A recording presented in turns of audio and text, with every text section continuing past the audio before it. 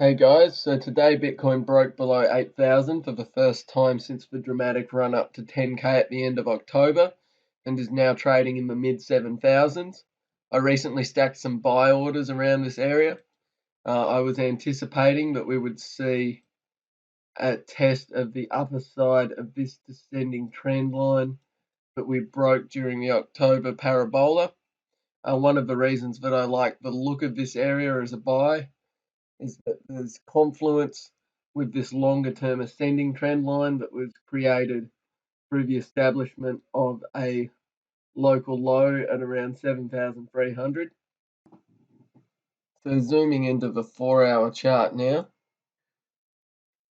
I'm anticipating that should price action make its way back up above this trend line and then establish support,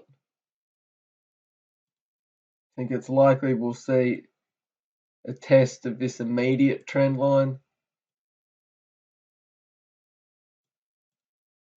I reckon if we break above this, very likely we can see a retest of this previous support slash resistance area in the mid 8,000s. If we measure the October parabola, we can see that the mid 8,000s line up nicely with the 0.382, perhaps even the 0.5% Fibonacci retracement areas. So I'm going to look to hold this as a swing trade.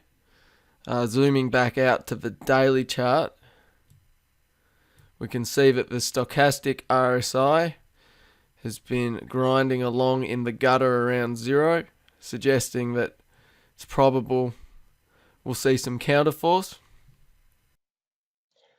So when measuring a Fibonacci retracement spanning the range of price action for 2019 so far, we can see that the recent low at roughly 7,300 lined up very well with the 0.382% retracement area, arguably as does the current low, which dipped as low as 7,500.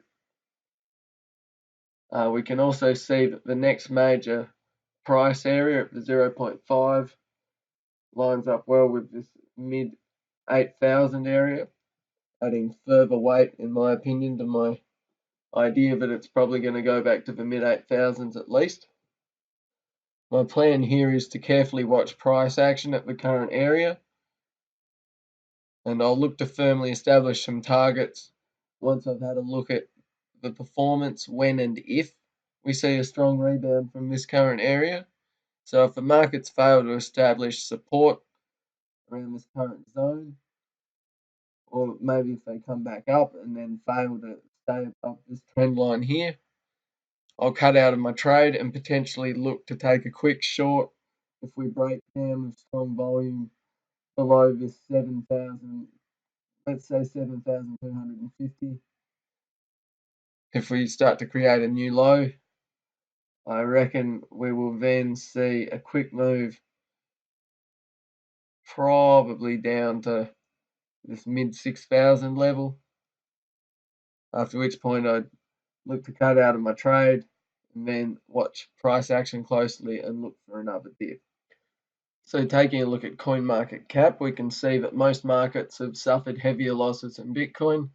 There's a lot of losses of between 8 and 9% among the top 12. Tezos is up 3%, comprises the only market among the top 30 to be up. You can see among the top 50, there are only a couple of markets. And among the top 100, I think there's less than half a dozen markets that aren't stable coins that are up today. Molecular Future is up quite high, up 30%. Tezos I'm quite interested in because it's a top market, quite impressive fundamentals. I've been buying it since it launched on the exchanges.